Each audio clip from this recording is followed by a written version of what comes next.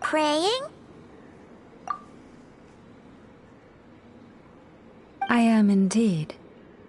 For the moment I was born, my people exclaimed, "Behold, eyes like the moonlit tide, antlers like the crescent moon, and blood that glimmers silver as the moon's reflection." From as far back as I can remember, I was revered as the Frost Moon's emissary and the Moontide Maiden. The first words I ever learned were prayers to the Frost Moon. The first gestures, those of our sacred rites. Wow, that must have been tough. Back then, I didn't know any better. It all just seemed so natural. The Frost Moon Scion's bloodline has long since begun to run thin. Nowadays, even those of us with antlers are few and far between, let alone those attuned to the power of Kuvaki. But I...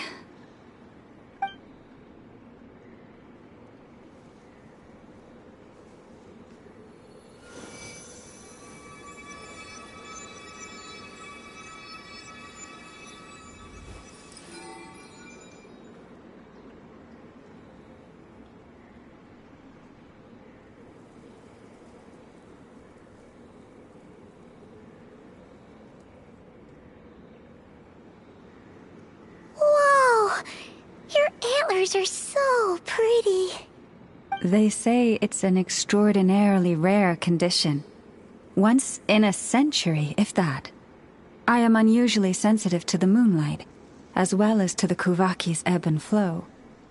As a child, I could barely sleep because of it. Oh no! It was that serious? To others, fluctuations in Kuvaki are something you easily get used to. Like a gentle tide lapping away at the shore. But to me, that same tide is a towering tsunami, a surging swell crashing against me. Of course, I learned how to suppress my senses and my power, enough to keep it all from overwhelming me. But because of that, I also had to walk the path of concealment.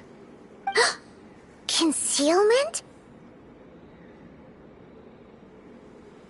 From the moment I was first taught to pray, my kin would point up to the night sky telling me, "That, Lauma, is the Frost Moon, the last of the moons, the sole surviving truth."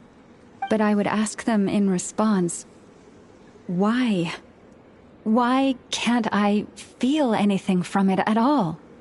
Later, I came to understand that they simply could not tell where the real tide was coming from. They couldn't sense it. The true moon beyond the sky's veil.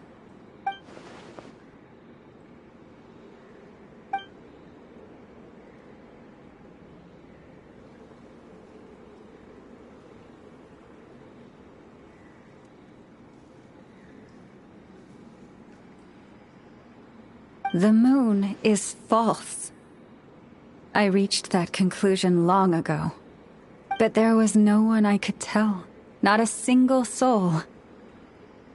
At least, not until now. Am I the one who's wrong?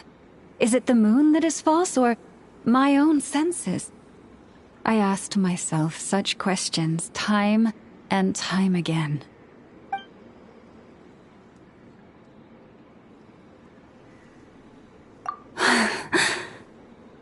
Thank you.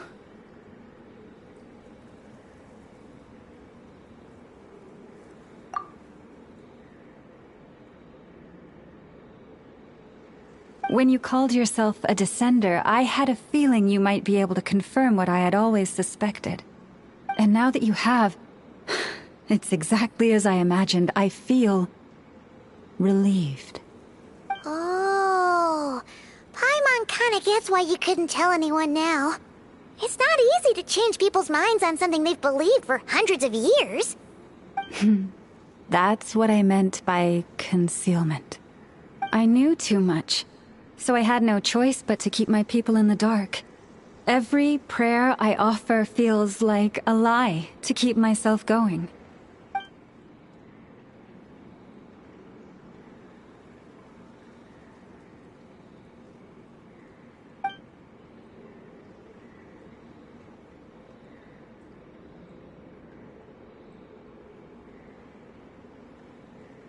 You've already met our Kutar, haven't you?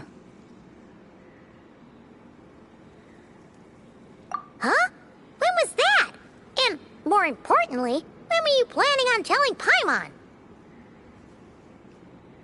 Ah, no wonder. What did you think of her?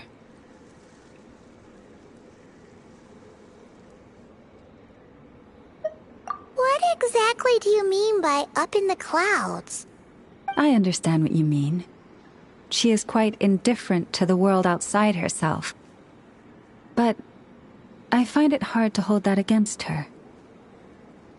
Yes, it was shortly after the fall of the ancient moon's remnants. I asked her what the Frost Moon Scions meant to her, and why she left in the first place. Yeah? So, why did she? Perhaps it's better if you ask her yourselves. Things tend to get lost in translation when you speak on someone's behalf. What I can say for certain is this. Even when I had no one to confide in, I still had a family. I still had the Frost Moon Scions. But that girl, born beneath the moonlight, perhaps she's never felt she had either. The truth is, though, she might have had it all. If only the Frost Moon Scions hadn't let her down.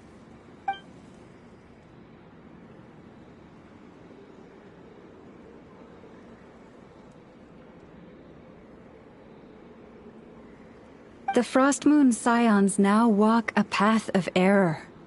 They offer their prayers to a false moon, and to a goddess who can no longer answer them. I want to change all that. But with the Fatui closing in on us day by day, the Frost Moon Scions must stand united, now more than ever. I just need to wait for the right moment. Lady Lauma! Lady Lauma! Cappy? Has Kadena's condition deteriorated again? Traveler, Paimon, we'll have to continue this conversation later. We'll come too!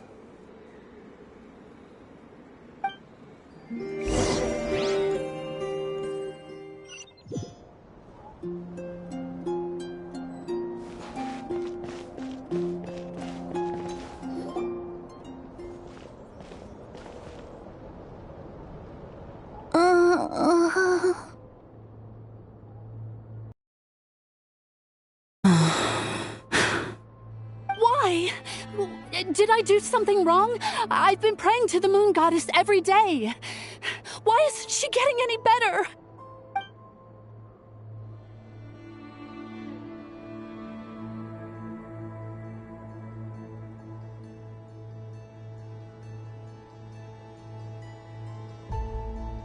Cappy, I need you to wait outside. I'm about to start her treatment.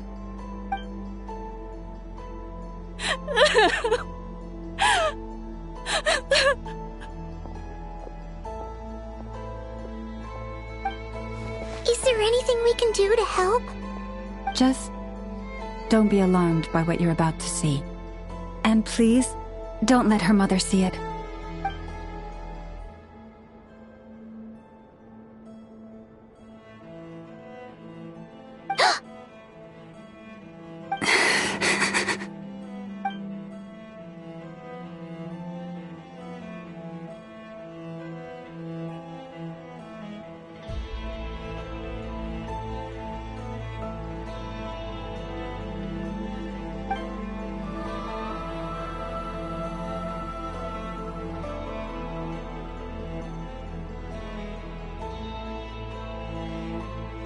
Shh. Please. Help me keep this a secret. She looks much better now. But, Lauma, was that? A medicine prescribed by a local doctor. For ordinary people, my blood has the power to counteract any adverse reactions to Kuvaki.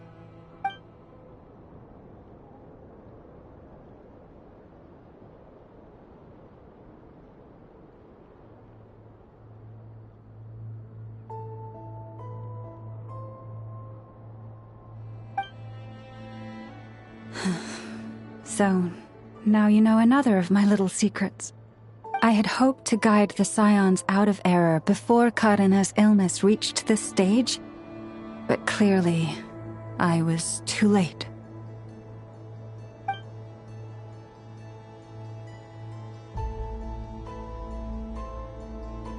My life is as hidden from sight as the far side of the moon. Yet people only look to the bright side for guidance. If the day ever came when the two sides were reversed, could they truly accept it?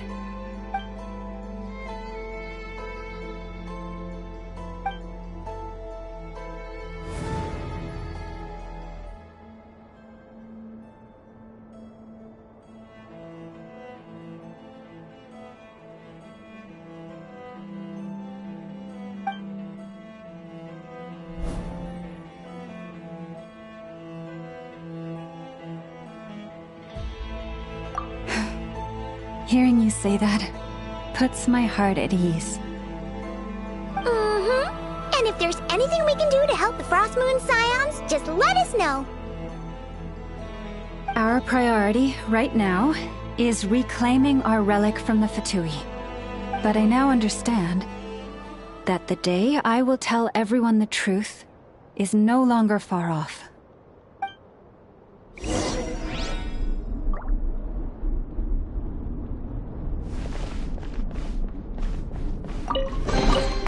Is this an answer from this world?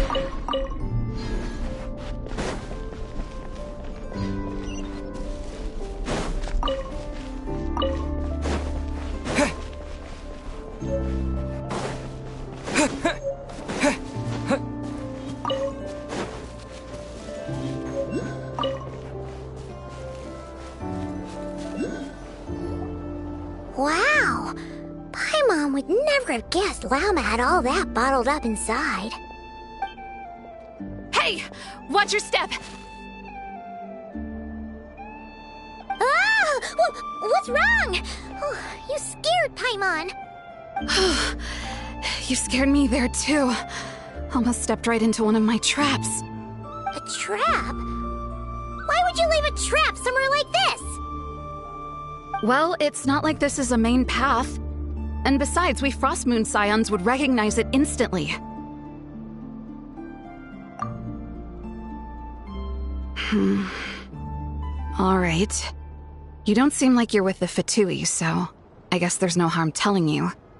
Lauma asked me to set up these traps to keep the Fatui at bay. Oh! Come to think of it, their 3-day ultimatum is almost up now. Yes. Hopefully they'll back off when they realize we won't go down without a fight. Oh, you've done a lot for the Frost Moon Scions too, just like Lauma.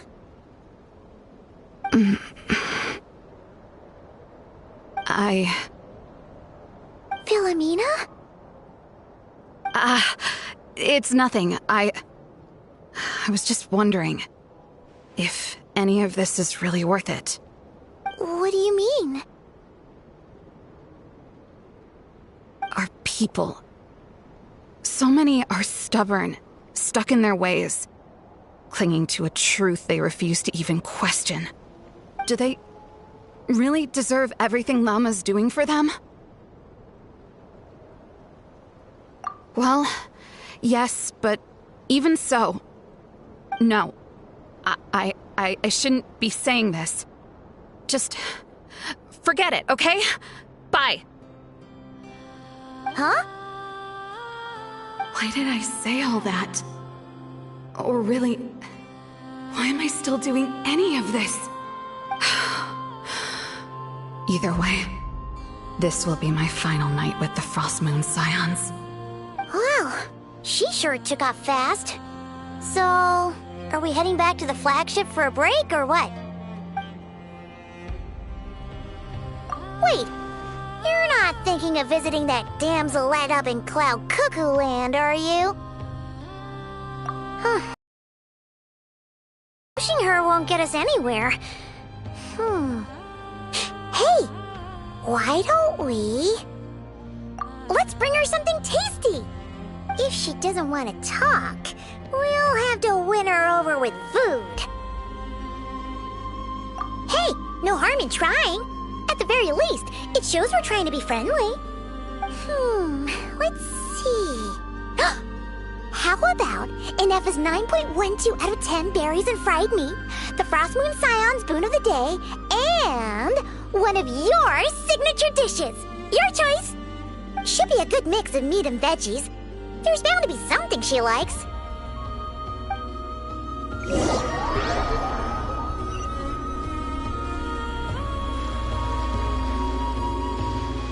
Alright, food's packed and ready.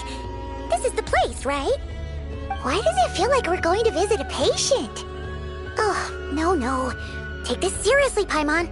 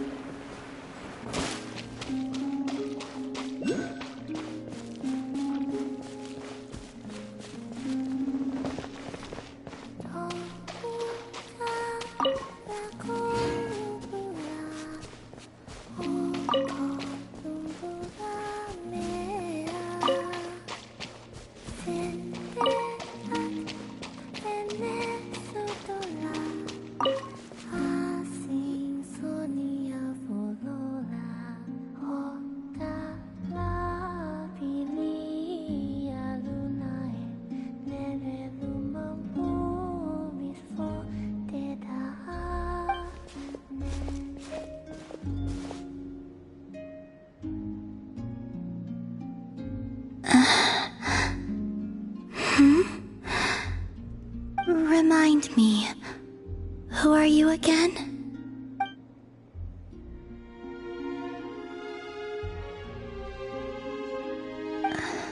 A different one floats by your side today. A different one? What's that even supposed to mean? Ugh, there goes Paimon's perfect conversation starter. Hi there! Paimon is Paimon, and this is the Traveler.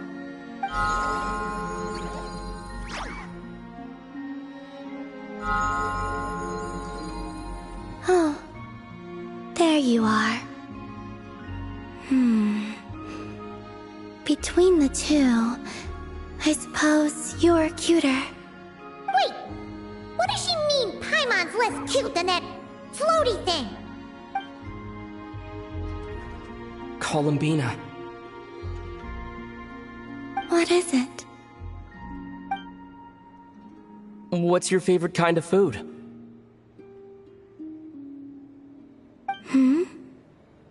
Is this a treat?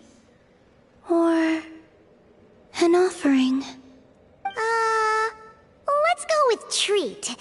Anyway, this is all the traveler's cooking, so please, help yourself.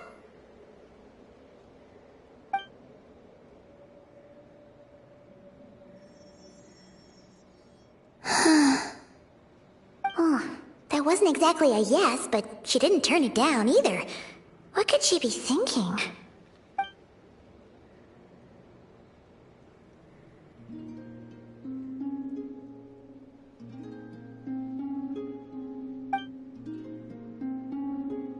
So, what do you want to ask?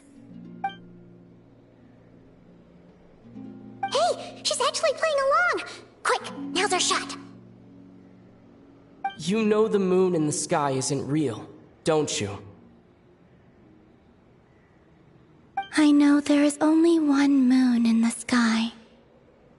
It is simply that some can see it, and some cannot. What does it mean to you?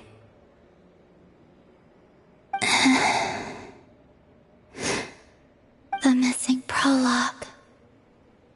What?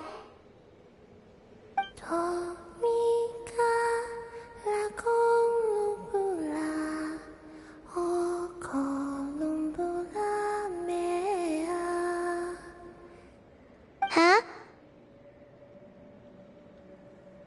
What does that mean? Isn't she going to explain herself? Can you tell me more about that melody? You were humming it last time, too. It must be important to you.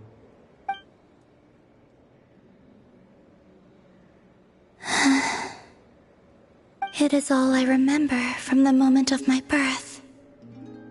A melody. A few lines of lyrics. Like a lullaby from a foggy dream. Oh, so who was singing it?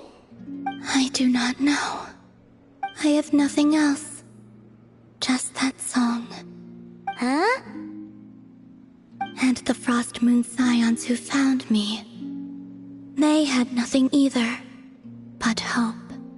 Before I even knew what was happening, they were already calling me their goddess. And I had no reason to decline. Like two lost infants unknowingly exchanged, I adopted their faith. And in return, they adopted me. But my adoption drops you into the story halfway through. What came before was scribbled onto the wrong pages, never even bound into the book. That sense of something missing only served to nurture their greed and doubt. And thus, I came to realize that this place was never truly my home. Greed and doubt?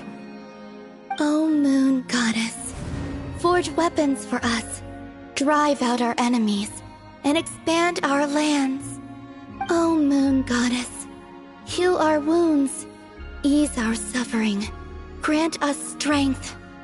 They asked for everything, and I obliged. Until the day came when no answer could be given. If mortals can turn to the gods when they are powerless, then who do the gods turn to when they have nothing left to give? You've got Paimon there. In those days, the Frost Moon Scions cared more for truth.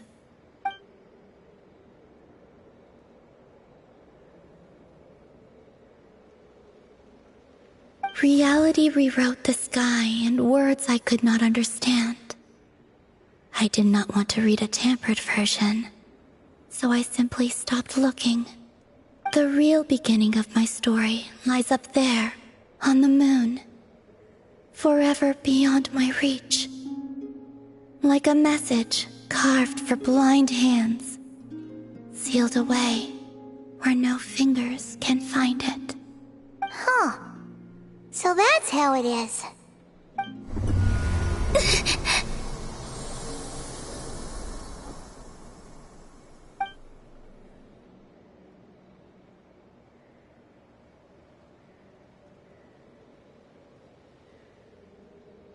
What's wrong?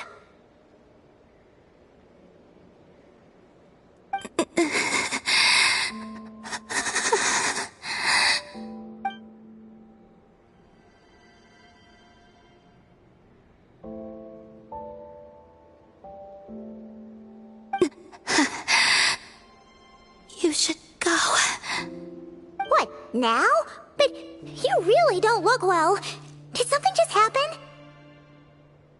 Is there anything we can do to help? No. Aside from answers, I have nothing else to give you in return.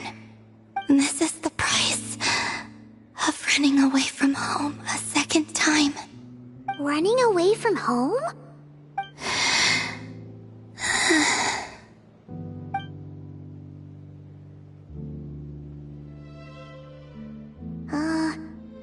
Is she heading towards the food? Did all of Paimon's questions make her hungry? Do you still have many questions? I know I should offer more in return for your kindness, but I'm feeling a little worn out. Oh, we're so sorry about that. But Tsaritsa was right. Freedom always comes with a price. She said I could treat the Fatui as a second family, a second home. But in the end, they were no different. All they wanted in truth was my power as the moon goddess. I'd rather not dwell on such unhappy memories.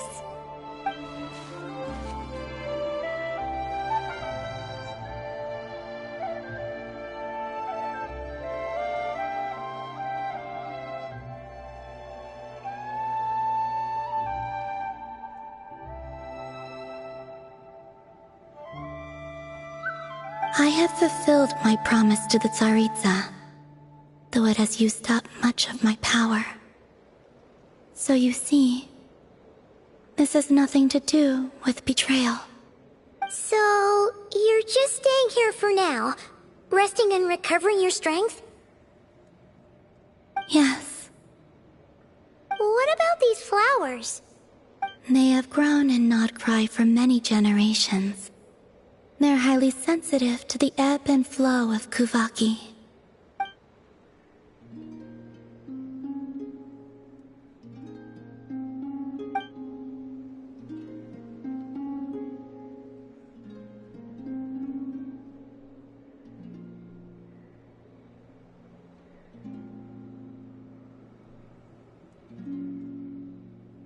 At times, I thought about using that relic the Frost Moon Scions had hidden away.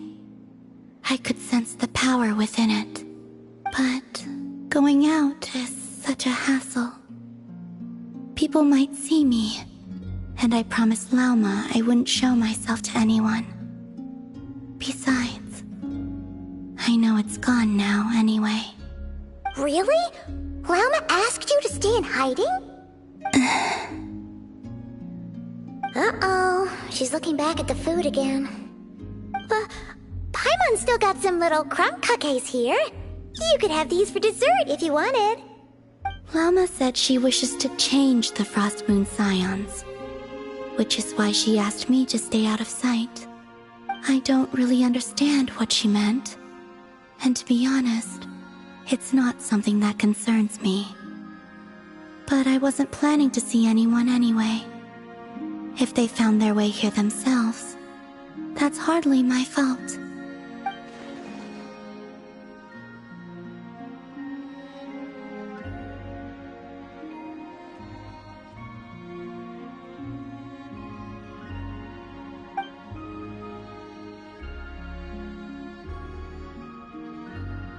Lauma, the Maiden of the Grove. She is quite unlike any Frost Moon Scion I have ever met before. After hearing my story, she actually apologized for how the Frost Moon Scions treated me back then. She told us she feels like she's been living on the far side of the moon. Is that so? I actually got the opposite impression. She's been keeping her true power hidden away, afraid that people might be dazzled by its brilliance, and that they'd no longer be willing to look her way.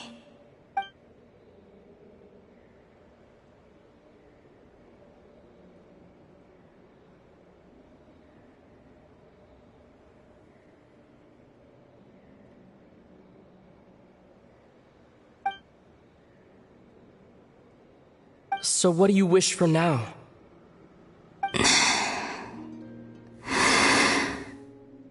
I wish to return to the moon, to the home where my story is written.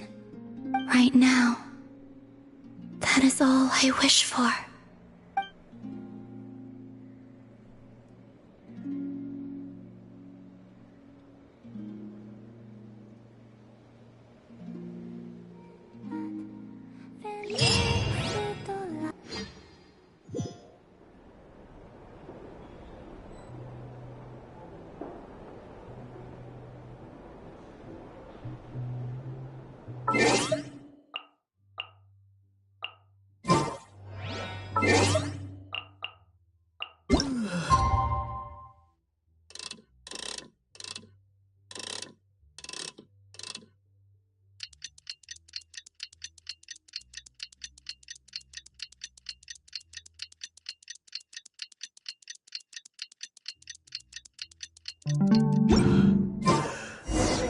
Tonight's the night we infiltrate the Fatoy's Experimental Design Bureau. Come on, we better go meet up with the others.